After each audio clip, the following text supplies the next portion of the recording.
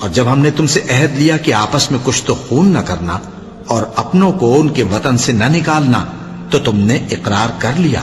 اور تم اس بات کو مانتے بھی ہو۔ پھر تم وہی ہو کہ اپنوں کو قتل بھی کر دیتے ہو اور اپنے میں سے بعض لوگوں پر گناہ اور ظلم سے چڑھائی کر کے انہیں وطن سے نکال بھی دیتے ہو،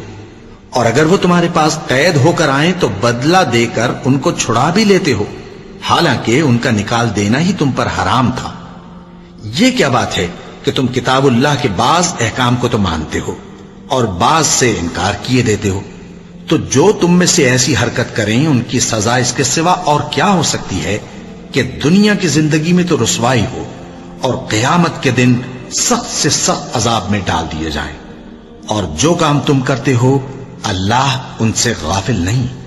یہ وہ لوگ ہیں جنہوں نے آخرت کے بدلے دنیا کی زندگی خریدی، سو نہ تو ان سے عذاب ہی ہلکا کیا جائے گا اور نہ ان کو اور طرح کی مدد ملے گی۔ اور ہم نے موسیٰ کو کتاب عنایت کی اور ان کے پیچھے یکے بعد دیگرے پیغمبر بھیجتے رہے، اور عیسیٰ ابن مریم کو کھلے نشانات بخشے اور روح القدس یعنی جبرائیل سے ان کو مدد دی۔ تو کیا ایسا ہے کہ جب کوئی پیغمبر تمہارے پاس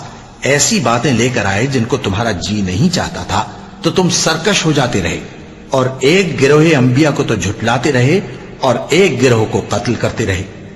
اور کہتے ہیں ہمارے دلوں پر پردے ہیں؟ نہیں، بلکہ اللہ نے ان کے کفر کے سبب ان پر لعنت کر رکھی ہے، بس یہ تھوڑے ہی پر ایمان لاتے ہیں۔ اور جب اللہ کے ہاں سے ان کے پاس کتاب آئی جو ان کی آسمانی کتاب کی بھی تصدیق کرتی ہے، اور وہ پہلے ہمیشہ کافروں پر فتح مانگا کرتے تھے، پھر جس چیز کو وہ خوب پہچانتے تھے جب ان کے پاس آ پہنچی تو اس سے منکر ہو گئے،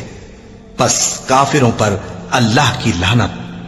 جس چیز کے بدلے انہوں نے اپنے تئیں بیچ ڈالا وہ بہت بری ہے،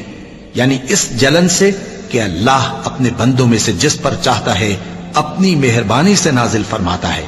اللہ کی نازل کی ہوئی کتاب سے کفر کرنے لگے تو وہ اس کے غضب بالائے غضب میں مبتلا ہو گئے، اور کافروں کے لیے ذلیل کرنے والا عذاب ہے۔